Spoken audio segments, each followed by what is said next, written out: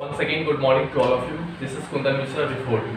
After completing a session of physics and biology, we start the chemistry session, and I'm talking about first chapter of chemistry, that is chemical reaction, रासायनिक अभिक्रिया, जिसे हम लोग हिंदी में बोलते हैं। उम्मीद है कि ये सेशन भी फिजिक्स और बायो की तरह बड़ी अच्छी तरीके से आप लोग समझ में आएगी, तो इसे कंटिन्यू रखें। स्टार्ट करते हैं केमिकल रिएक्शन। जैसा कि हम हेडिंग यहाँ दे चुके हैं, जिसका हेडिंग दिया गया है केमिकल रिएक्शन, जिसे हम लोग हिंदी में करते हैं रासायनिक अभिक्रिया। रासायनिक अभिक्रिया है क्या? क्योंकि रसायन शास्त्र की भाषा में हम ये कोई अभिक्रिया कर रहे हैं। अभिक्रिया यहाँ क्रिया, कोई एक काम किया जाएगा।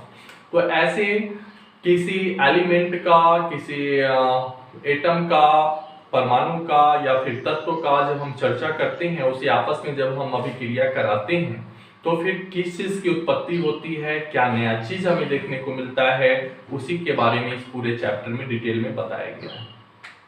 तो चर्चा कर रहे हैं हम लोग केमिकल रिएक्शन। केमिकल रिएक्शन का डिफिनीशन सबसे पहले स्टार्ट करते हैं। डिफिनीशन में कहा गया है, जब कोई पदार्थ अकेले या अन्य पदार्थों के साथ क्रिया करके एक या एक से अधिक भिन्न गुण वाले पदार्थों का निर्माण करता है, उसे हम लोग रासायनिक अभिक्रिया के नाम से जानते हैं। ध्यान से देखेंगे, जैसे हम एक एग्जांपल ले लें। जब कोई पदार्थ अकेले, यानी मान लिए अकेले की हम चर्चा कर दिए, तो ये हम चर्चा कर रहे हैं CaCO3 की, जिसे कैल्शियम कार्बोनेट के नाम से जानते हैं। CaCO3 का रासायनिक नाम होता है कैल्शियम कार्बोनेट। ये कैल्शियम कार्बोनेट जब खुद क्रिया करती है, रिएक्शन करती है, इसे जब हम ताप देते हैं, टेम्परेचर देते हैं या जल मिलाते हैं या कुछ ऐसा काम करते हैं, तो ये क्या होता है, कैल्शियम कार्बोनेट ये दो भागों में बढ़ जाता है, एक CaO और दूसरा CO2। तो हम क्या देख रहे हैं, जो पहले कंपाउंड स्टेज में था, कैल्शियम कार्बोनेट एक यौगिक थी, और यहाँ ये क्या होकर के दो भागों में बट जा रही है। यहाँ भी कंपाउंड का निर्माण हो रहा है, लेकिन दोनों का जो रूप है वो अलग अलग है। एक यहाँ जो बन रहा है ये है CaO, जिसे हम लोग कैल्शियम ऑक्साइड के नाम से जानते हैं, और दूसरा जो यहाँ बन रहा है CO2, जिसे शायद सब लोग इससे परिचित हैं, कार्बन डाइऑक्साइड। तो हमने क्या देखा कि कोई एक पदार्थ है, वो एक पदार्थ क्या होता है, तो दो भागों में बट रहा है या नए चीजों का निर्माण हो रहा है। ये पहले कैल्शियम कार्बोनेट, इसे हम लोग CaCO3 को क्या करते हैं, याद रखिएगा, पूछा जाता है चूना पत्थर। चूना पत्थर का सूत्र क्या होता है, तो CaCO3। कैल्शियम ऑक्साइड को हम लोग हिंदी में क्या बोलते हैं, कली चूना के नाम से भी जानते हैं, यह भी याद रखना है। और CO2 कार्बन डाइऑक्साइड, ये क्या हो रहा है, तो एक गैस की भी निर्माण हो रही है, यानी यहाँ पे कोई गैस नहीं था, और हम देख रहे हैं कि रिएक्शन होने के बाद हमें एक गैस की प्राप्ति हो जाती है। तो एक चीज तो यहाँ से स्पष्ट हो गई कि कोई पदार्थ अकेले ही क्रिया करके नए भिन्न गुण वाले पदार्थों का निर्माण कर दिया। एक और एग्जांपल लेते हैं, जैसे कि यहाँ हमारे पास है हाइड्रोजन का 2 परमाणु H2, और क्लोरीन का है हमारे पास 2 परमाणु Cl2। तो हाइड्रोजन और क्लोरीन ये दोनों क्या हैं, तो दोनों गैस हैं। ये दोनों अलग अलग अवस्था में हैं, और ये दोनों एक साथ ये आने के बाद यहाँ किस चीज का निर्माण होता है, HCl का। इसे हम क्या करते हैं, इसे हाइड्रोजन क्लोराइड के नाम से जानते हैं। HCl को हाइड्रोजन क्लोराइड कहेंगे, और ये हाइड्रोजन है और ये क्लोरीन है। तो हम देख रहे हैं कि दो गैस है, और ये दो गैस सब आपस में अभिक्रिया करती है, तो एक नए कंपाउंड का निर्माण हो पाता है। तो ये दोनों पहले इसके डिफिनीशन से स्पष्ट हो रहा है कि जब कोई पदार्थ अकेले ही क्रिया करके भिन्न गुण वाले नए पदार्थों का निर्माण करता है, तो किया, या कोई पदार्थ एक या एक से अधिक, यहाँ एक की चर्चा की, यहाँ एक से ज्यादा पदार्थ आपस में मिलकर अभिक्रिया किया तो नए पदार्थों का निर्माण हुआ, तो इसे हम किस नाम से जाने, इसी को ही हम रासायनिक अभिक्रिया के नाम से जानते हैं, इसे ही हम केमिकल रिएक्शन के नाम से जानते हैं। अब इसमें एक चीज और ध्यान देने वाली बात यह है कि रासायनिक अभिक्रिया में होता क्या क्या है। इसे हम किस नाम से जानते हैं? तो रासायनिक अभिक्रिया में दो चीजों का खास ध्यान रखना होता है। एक ये जो एरो है ना, ये एरो, इस एरो से पहले वाला, यानी एरो के पहले वाले भाग को हम लोग किस नाम से जानते हैं? तो हम लोग उसे कहते हैं रिएक्टेंट, हिंदी में उसे कहते हैं अभिकारक। यानी एरो से पहले वाले भाग को कहते हैं अभिकारक। अभिकारक कहने का मतलब जो आपस में अभिक्रिया करता है, जो आपस में काम करता है। तो ये दोनों आपस में काम किया, ये अकेले काम किया, लेकिन दोनों काम किया, इसीलिए CaCO3 को हम लोग क्या कहेंगे? रिएक्टेंट कहेंगे। H2 को क्या कहेंगे? रिएक्टेंट कहेंगे। Cl2 को क्या कहेंगे? रिएक्टेंट, क्योंकि ये तीर से पहले, एरो से पहले है। तो एरो के बाद वाला ये क्या है? तो ये नई चीज की निर्माण हो पा रही है, नई चीज की उत्पत्ति हो रही है, नया चीज बन रहा है, जो पहले वाले से गुण में, क्वालिटी में अलग हो रहा है। तो इसका जो नाम देते हैं, जो एरो के बाद वाले होते हैं, उसे हम लोग कहते हैं प्रोडक्ट। यानी प्रोडक्ट को हम लोग हिंदी में बोलते हैं प्रतिफल। तो हमारे पास जो CaO बना और CO2 बना, तो ये दोनों के दोनों क्या हैं? तो ये दोनों के दोनों प्रतिफल हैं, क्योंकि यह किसी के अभिक्रिया करने के बाद उसका निर्माण हो पाया है। यहाँ हाइड्रोजन क्लोराइड क्या है? तो यह भी क्या है? यह भी प्रतिफल है। यानी आप आसानी से, आपसे पूछा जाए अभिकारक किसे कहते हैं या प्रतिफल किसे कहते हैं, तो रासायनिक अभिक्रिया में भाग लेने वाले पदार्थों को अभिकारक या रिएक्टेंट कहते हैं, और रासायनिक अभिक्रिया में भाग लेने वाले पदार्थों से बने नए पदार्थ को हम लोग प्रतिफल या प्रोडक्ट के नाम से जानते हैं। ये तो अभिकारक और प्रतिफल की चर्चा हो गई। अब इस रासायनिक अभिक्रिया की कुछ विशेषताएं हैं। रासायनिक अभिक्रिया जब होती है, जब उसमें एक से दो से अधिक पदार्थ भाग लेते हैं, तो उस स्थिति में क्या क्या चीज हमें देखने को मिलता है।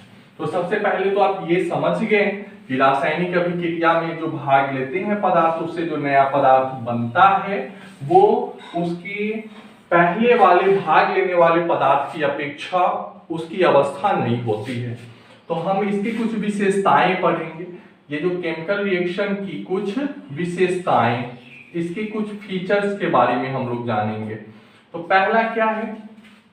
तो रासायनिक अभिक्रिया में भाग लेने वाले जो भी पदार्थ होते हैं, उससे गैस की उत्पत्ति होती है, गैस का उत्सर्जन होता है, लिख सकते हैं इमिटिंग ऑफ गैस। दूसरी चीज जो होती है वो उसके ताप में, ताप कहने का मतलब टेम्परेचर, ताप में परिवर्तन होता है। ये विशेषताएं बताई जा रही है केमिकल रिएक्शन की, यानी चेंजेस ऑफ टेम्परेचर। तीसरी चीज इसमें क्या हमें देखने को मिलती है? तो उसके रंग में भी परिवर्तन हमें कभी कभी देखने को मिलता है। रंग में परिवर्तन, यानी चेंजेस ऑफ कलर्स। उसके कलर, रंग भी हमें कभी कभी बदलते हुए नजर आते हैं। अब जैसे हम ताप परिवर्तन से चर्चा कर रहे हैं, तो ताप परिवर्तन में हम चर्चा करेंगे, उससे पहले हम बता दें इसकी अवस्था में भी परिवर्तन होती है, यानी चेंजेस ऑफ स्टेजेस। यहां अवस्था कहने का मतलब आपको आसानी से समझ में आ रही होगी, सॉलिड, लिक्विड और गैस। या तो वो सॉलिड है तो कभी लिक्विड बन रहा है, लिक्विड है तो कभी गैस बन रहा है, गैस है तो सॉलिड बन रहा है। यानी कहने का मतलब हुआ, जब भी अभिकारक अभिक्रिया करती है, तो अगर वो पहले सॉलिड है तो प्रतिफल उसका जो बनेगा, हो सकता है वो गैस भी हो सकता है वो लिक्विड बने, यानी वो चेंज होता रहता है। और जो पांचवी चीज है उसे हम क्या कहते हैं? तो प्रीसिपिटेट का बनना। प्रीसिपिटेट को हम लोग हिंदी में बोलते हैं अवक्षेप, अवक्षेप बनना, यानी मेकिंग ऑफ प्रीसिपिटेट। ये अवक्षेप क्या होता है कि अवक्षेप जैसे कि उसका जो पदार्थ, जो नए पदार्थ बनने के बाद वो उसकी तली में बैठ जाना, जिसका कोई औचित्य ना, या फिर उसकी कोई ज्यादा विशेषताएं नहीं, कोई ज्यादा यूज नहीं। जैसे कि मिट्टी है, मिट्टी को पानी में हम घोल दिए, घोलने के बाद जब उसे कुछ देर के लिए छोड़ देते हैं तो मिट्टी के कण नीचे बैठ जाते हैं। या समुद्र या नदी के पास का जो मिट्टी मिला हुआ पानी है उसे हम ले आए, कुछ देर उसे छोड़ देने के बाद जो मिट्टी नीचे बैठ जाती है तो उसे ही हम अवक्षेप या प्रीसिपिटेट के नाम से जानते हैं। तो जब रासायनिक अभिक्रिया होती है तो उसमें प्रीसिपिटेट हमें देखने को मिलते हैं। यहाँ जो ताप परिवर्तन हो रहा है ये दो प्रकार से होता है। एक जो ताप बदलता है जब ज्यादा ऊष्मा उस पदार्थ से निकलना शुरू होती है उसे हम कहते हैं ऊष्माक्षेपी। ऊष्माक्षेपी को हम लोग इंग्लिश में बोलते हैं एक्सोथर्मिक। और दूसरी जो स्थिति होती है उसे हम कहते हैं ऊष्माशोषी, इसे हम कहते हैं एंडोथर्मिक। कहने का मतलब है कि ऊष्माक्षेपी और ऊष्माशोषी तो रासायनिक अभिक्रिया के फलस्वरूप होता है कि कोई ऐसे पदार्थ जिसमें बड़ी मात्रा में ऊष्मा उत्पन्न होने लगती है, उसमें से हीट निकलने लगती है, उस स्थिति को हम क्या कहेंगे, कौन सा अभिक्रिया हो रहा है, तो ऊष्माक्षेपी अभिक्रिया हो रहा है, उसमें बहुत सी ऊष्मा बाहर निकल रही है। एक अभिक्रिया होती है कि उसमें जो ऊष्मा है ना ज्यादा बाहर नहीं निकलती और जो ऊष्मा होती है उस प्रोडक्ट के अंदर ही रह जाती है, तो उसे हम ऊष्माशोषी अभिक्रिया के नाम से जानेंगे। तो ये ऊष्माशोषी और ऊष्माक्षेपी अभिक्रिया के है ताप में जो परिवर्तन होता है। यानी आपसे अगर आप पूछा जाए कि केमिकल रिएक्शन की कुछ विशेषताएं बताइए, तो केमिकल रिएक्शन की मुख्य विशेषताएं क्या है, तो उसकी गैस की उत्पत्ति होती है, उसके टेम्परेचर में परिवर्तन होता है, ताप बदलता है, उसकी अवस्था बदलती है यानी सॉलिड लिक्विड गैस, उसमें अवक्षेप भी बनते हैं प्रीसिपिटेट जो उसके नीचे तली में बैठ जाते हैं, और उसके रंग परिवर्तन भी, ताप परिवर्तन, अवक्षेप और प्रीसिपिटेट का बनना, ये सारी चीज को ध्यान में रखना है। ये केमिकल रिएक्शन की विशेषताएं हैं, पूछा जाता है केमिकल रिएक्शन की क्या क्या विशेषताएं हैं। अब जो हम लोग चर्चा करने जा रहे हैं वो चर्चा करेंगे केमिकल रिएक्शन के बाद यानी रासायनिक अभिक्रिया के बाद रासायनिक सूत्र पर, जिसे हम लोग केमिकल फॉर्मूला के नाम से भी जानते हैं, या केमिकल इक्वेशन, रासायनिक समीकरण के लिए हम लोग चलते हैं। रासायनिक समीकरण क्या है, यह भी बड़ी आसान है, इसे भी याद करने की जरूरत नहीं है। रासायनिक अभिक्रिया में भाग लेने वाले पदार्थों को उनके संकेतों या सूत्रों की सहायता से दर्शाना या दर्शाने की क्रिया को ही हम रासायनिक समीकरण के नाम से जानते हैं। जैसे रासायनिक अभिक्रिया में हम एग्जांपल ले रहे हैं, हाइड्रोजन को हम लिए तो हम क्या लिखेंगे यहाँ, हाइड्रोजन। फिर इसमें हम क्या ले रहे हैं, क्लोरीन को ले रहे हैं, और फिर अभिक्रिया करा रहे हैं तो ये क्या बन रहा है, हाइड्रोजन क्लोराइड। तो ये क्या हो रहा है कि बड़ी लंबा चला जा रहा है पूरा लिखते लिखते। इसके लिए ना केमिस्ट्री की लैंग्वेज में इसका सिंबल तैयार किया गया है, उसी प्रतीक के आधार पे हम उसका फॉर्मूला या फिर उसे क्या कहें तो उसके जो अणु हुए या परमाणु उसकी चर्चा करके हम काम करते हैं। जैसे कि हाइड्रोजन, तो हाइड्रोजन को संकेत में हम क्या लिखते हैं, H, और क्लोरीन को क्या लिखते हैं, Cl। तो यहाँ हाइड्रोजन के 2 परमाणु और क्लोरीन के 2 परमाणु, तो ये परमाणु की चर्चा भी हम नीचे कर देते हैं। ये दोनों के सूत्र हो गए, हाइड्रोजन के सूत्र, क्लोरीन के सूत्र। अब ये क्या बन जा रहा है, HCl, हाइड्रोजन क्लोराइड, क्योंकि 2 परमाणु इसके भी है 2 परमाणु इसके भी है, तो यहाँ भी हमने लगा दिया 2, दोनों इक्वल हो गया। ये अगले सेशन में हम इसकी चर्चा करेंगे कि कैसे केमिकल रिएक्शन को इक्वल किया जाता है। तो रासायनिक समीकरण क्या है, वो हम लोग रासायनिक अभिक्रिया पढ़े थे, ये रासायनिक समीकरण। तो रासायनिक अभिक्रिया में भाग लेने वाले पदार्थों को उनके संकेतों एवं सूत्रों की सहायता से दर्शाना ही रासायनिक समीकरण के नाम से जाना जाता है। ये अब रासायनिक समीकरण लिखने के कुछ तरीके हैं। पहली बात कि रासायनिक समीकरण में जो अभिकारक होते हैं उसे हम क्या करते हैं, अभिकारक को तीर से पहले लिखते हैं, और प्रतिफल को कहाँ लिखते हैं, तो प्रतिफल हमेशा जो होता है तीर के दाहिनी तरफ होता है। दूसरी चीज जो होती है उसे हम एरो कहते हैं। एरो ये दिखाता है कि रासायनिक अभिक्रिया किस दिशा में हो रही है।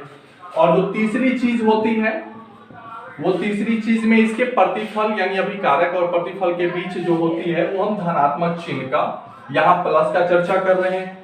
यह दिखाया गया है कि यहाँ हम धनात्मक चिन्ह का प्रयोग करते हैं। कब करते हैं? जब दो अभिकारक के बीच की स्थिति को हमें दर्शाना होता है या दो प्रतिफल के बीच की स्थिति को दर्शाना होता है।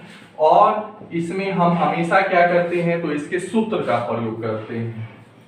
सूत्र का प्रयोग करते हैं। बस यही है, केमिकल रिएक्शन की कुछ स्थिति है, इसे आप ध्यान से समझ लें। अगले टॉपिक में हम चर्चा करेंगे कि कैसे समीकरण को संतुलित किया जाता है। उसका टॉपिक बड़ी जल्द लेके आ रहे हैं। तब तक के लिए आप इसे देखें।